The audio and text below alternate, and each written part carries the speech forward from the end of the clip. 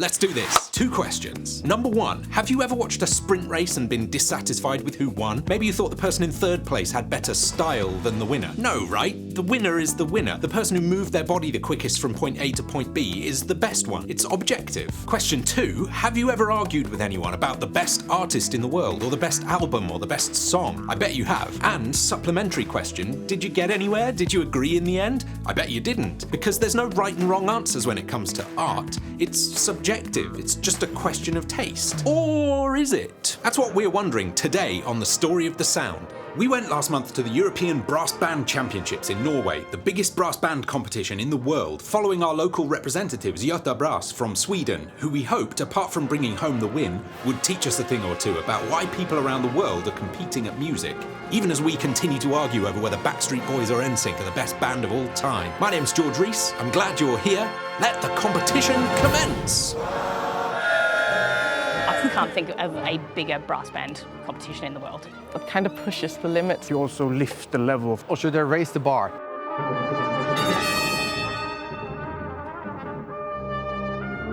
What does it feel like to be one of the best in the world at your instrument? I mean, I think I'm in a very humble place, just doing this on my free time with some of my best friends. I mean, obviously, this band is the best in Sweden at what we do. It's fantastic to just think about what we have accomplished in these 10 years that we've been here. I'm super proud of what we're doing, and just continuously improving as a band. Our potential this year is higher than ever. How do you rate this band's chances of winning the competition? Unfortunately, not really high. I don't think we're going to win. It's just for fun and show what we have practiced on. Of course, we're going to do the best we can. I'm trying to look forward to it and not be scared. The chance is always there because the adjudicators are blinded. They can only hear. I think we're doing a fantastic job, but the very, very best bands play with each other a lot. Surely it can happen because they don't know who we are.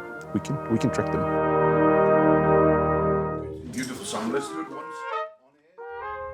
I have to start by admitting I'm pretty skeptical about all this. I was never particularly comfortable with the idea of being super competitive in music making. I kind of thought, well, this is just for me. I'm just being artistic, being creative. It's my passion. It's my idea of what is good, and I'm not competing with anyone. I wonder if making the movement and the community and the culture so overtly competitive put some people off who might be motivated otherwise. I wonder if you make it more difficult for people to see themselves as wonderful musicians when you set it up as win or lose. But I guess that's what we're here to learn about. So how does the competition actually work? Well, each of the 15 bands choose a piece of music to play on the second day, but on the first day they all play the same piece of music in turn, which is composed specially for the competition. It's called a test piece. It's about 15 minutes long and it's incredibly difficult. Ingebjørg Vilhelmsen composed the challenge section test piece this year for bands hoping to break into the championship section in the future.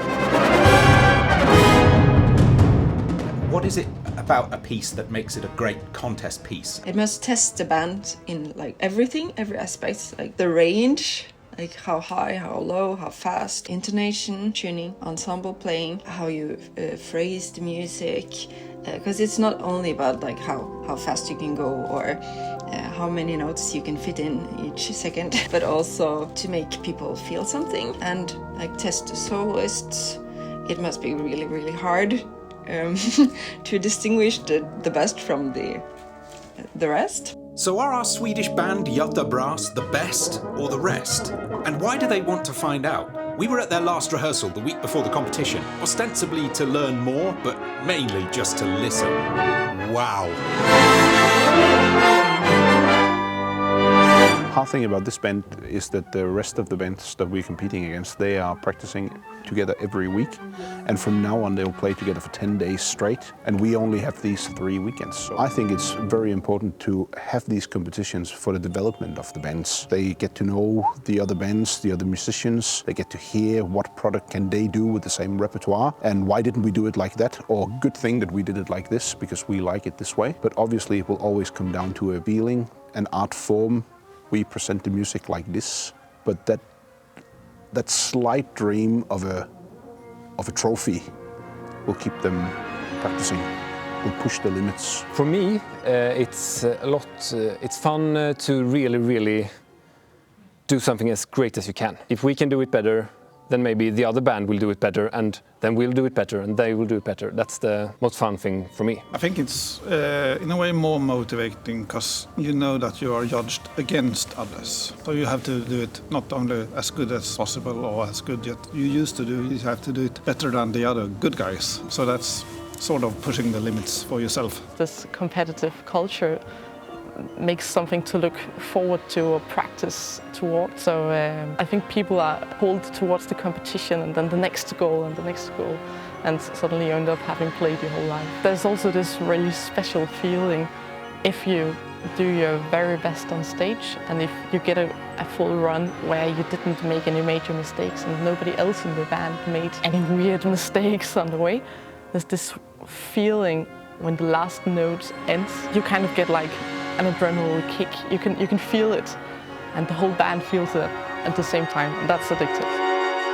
There's a movie, it's called Brassed Off. It might be my favourite movie. It's a classic 90s British comedy drama thing about a coal mining town in the north of England. The government under Margaret Thatcher is closing mines across the country in the name of progress and demolishing communities and lives in the process. And the movie focuses on the one great positive thing the community still has left, the Miners' Brass Band, one of the best in the country, which is itself struggling to survive as its members face the threat of losing their livelihoods. Now, why do I mention this in this video? Well, first, it's because it's through competition that the film tells its story. Despite everything falling down around them, the band have this drive to compete, to achieve, and to keep going because there's a final to aim for. And secondly, because the music is phenomenal. The sound of a truly excellent brass band is one of the most exciting things in the world. The range of volume and tone, the warmth, the brightness is genuinely breathtaking. And the band that recorded the soundtrack, the Grimethorpe Colliery Band, were at the time top competitors in a very formalised competitive scene of brass banding. The broad story of the film is essentially true. They found out their mine was closing just days before travelling to London to win the British National Championships. I wonder to what extent the element of competition helped them, essentially a group of amateur musicians working in a coal mine as their real job, to become so spectacularly good, despite just about everything else working against them.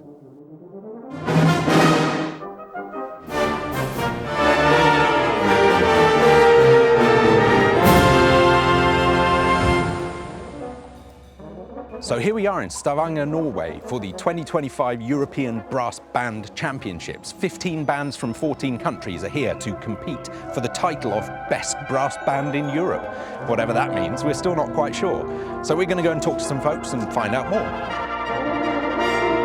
Since the roots of brass bands in the UK, it has been a very competitive movement, and they used competition as a tool to develop the music, develop the organization, raise the bar, raising the standards. So this wonderful spiral effect that you have seen in many European countries has happened through contesting. Tell me about the championships a little. It's a series of events. There is a championship level, but there's also challenge level as well, and a youth contest that will help make the event a good full weekend of music making and music competition. I can't think of a bigger brass band competition in the world. The tickets for this championship were sold out in 15 minutes. They were gone. That's better than sometimes big pop stars. Very strong international community with people that carry the brass band idea really in their heart and their soul. It's a very competent audience here. That's very interesting. You can see like 100 people with a score, reading the score while the bands are playing 15 times in one day, discussing how was that band and this band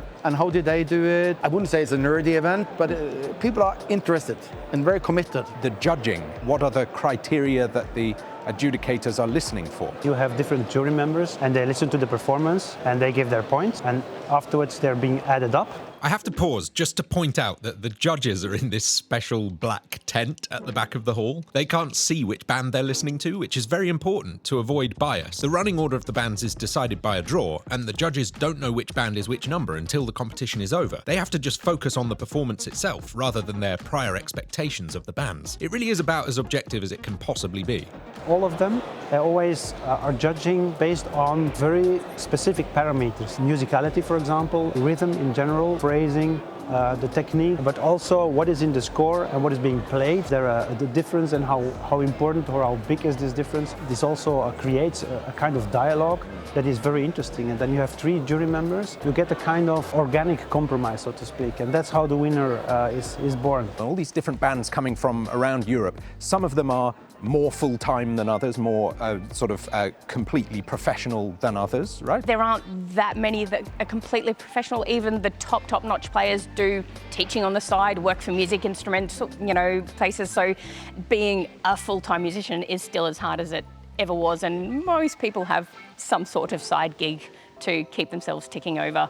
But it is a big part of their lives, yes. Is it a profitable enterprise, or is it something that just needs to be done? It's possible to make this a profitable enterprise because you sell 5,000 tickets, and if you are in a city that are committed to culture, for instance here in Stavanger, you get some substantial support from the city. It's run in many countries by volunteers, so you don't have a big paid staff, but it costs a lot for a band. Each and every one player has to come up with money to take part. So I will guess, out of the blue, that every player here today pay 300, 400 euros to sit on the stage, but to play the gig of their life.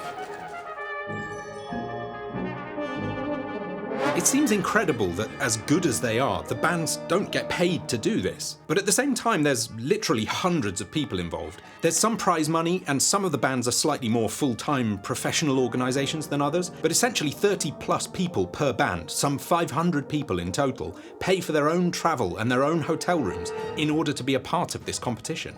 Obviously, one way of measuring success in creative pursuits is how much did I get paid to make music last year or whatever, but another way is how much fun did I have with how many friends, So one of the things that keeps coming up is that competition drives standards. It makes the bands better, it makes the players better, it makes the competition organisers better at organising competitions. And I can really see and feel that at the competition. The standard is unbelievably high. The flip side of that argument, though, is that competition is too intense and too stressful for some people. It's just not the right environment in which for us all to thrive. But it seriously seems to be motivating a lot of these people to get together and work hard and try their best to be better than they were last year and perform harder pieces with more precision. That's a really great thing. Finally, it's time for Göta Brass to take the stage. But how will they stack up against the other excellent bands playing the same intensely difficult piece? We are in the preparation room. We're just getting dressed to go to a warm-up room later, in a few minutes, I guess, where the band is going to play some hymn tunes and get warmed up. Do you feel confident? I don't think we're going to win, but I have a feeling that we might place in a position that may be the best position we've had. Have you noticed the band getting better every time you play? Yeah, and we get together quicker when we meet. Do you care if you win, or is it just for the fun? It's just for the fun and show what we have practiced on. And if you're having fun, do you feel the judges will hear that? Don't know. Hopefully we'll play better as well, at least. Yeah. We're having fun, and they'll hear that for sure. I mean, the best feeling is when you, just after you played and you just felt like, yeah, that was it. We nailed it. And I hope we could do it today.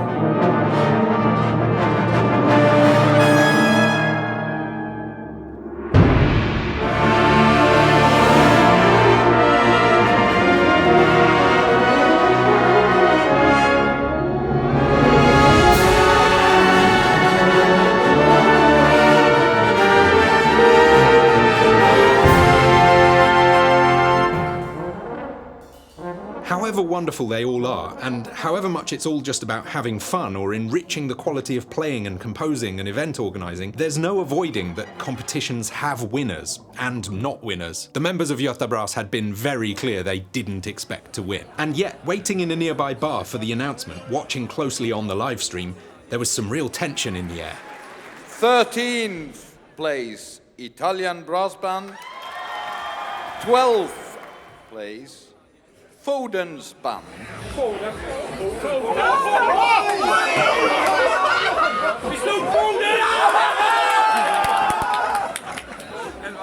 Thinking about my own music making, I kind of realised that I was always in competition, even when I didn't realise it. I was in competition with myself, with my perception of myself, my expectations of myself, and my past achievements. And also, I suppose, with my peers and my market, I was always competing to get the attention of what I thought was my audience against other similar musicians. Isn't that what trying to get better is? It's a competition against who you were yesterday. I think to some degree that was always my problem with music, is I was a bit afraid of competing because I didn't want to lose. And maybe that was something I used as an excuse not to get better. I kind of wonder if not competing or trying to say you're not competitive in your hobbies, your pursuits, whether it's music or other sort of creative, non-measurable things, it's a bit like playing a video game on easy mode, just playing the same easy level over and over and over again and saying, oh yeah, I'm having loads of fun, but actually we all know it's way more fun to try and get better, to progress through the levels and take on new challenges. That's where the dopamine hit comes from, of achieving, of leveling up. And I think to some degree competition in music making is just an attempt to do that, to gamify the experience of creativity, to make it more fun to improve and to work together to create amazing, impressive music. 11th place, Brass Band Rijnmond. 10th place, Göta Brass Band.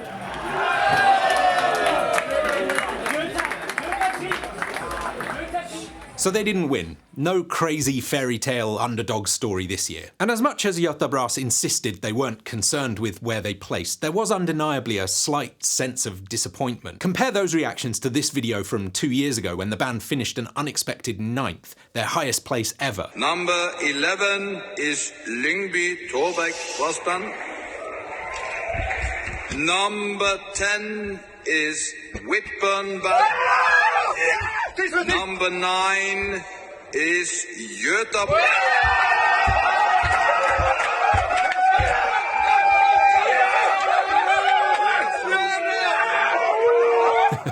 Although they really don't go into the competition expecting to win, there's clearly a strong sense of competitiveness with themselves, a drive to be better every time. 9th place was a dream come true 2 years ago, and now 10th place is just pretty good. So there are new high bars being set every year for all the bands, and they all just get better and better. Although I'm sure it's not for everyone, it seems for these folks that competitions are a fun and positive incentive to work hard and focus and become stronger musicians. Think about it, to be in the top 10 best on a whole continent at something, all while essentially being part-time and unpaid, to travel with your friends to another country along with thousands of fans and spectators and achieve something like that, that's a significant moment of accomplishment in a lifetime. Even more so perhaps than any single amazing non-competitive performance can be. How much is that worth to achieve something like that? And the winners?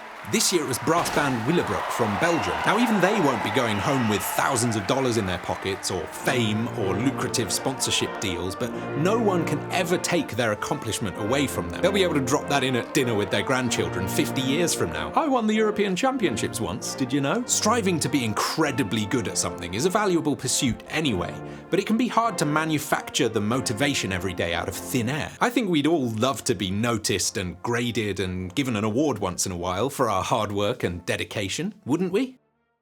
Tusen tack!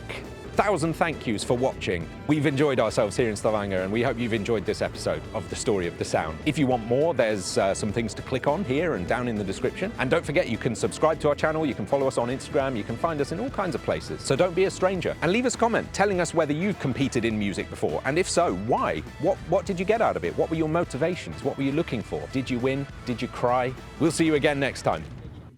And thanks very much to our partners, Kilohertz, who made this video possible. They are very competitive people. They compete constantly in the office to see who can make the coolest plugin. They make amazing music-making tools for people who want to get better at producing music, at making cool sounds with synths like Phase Plant, and generally explore the world of sound and music in a creative way. You should check it out at kilohertz.com.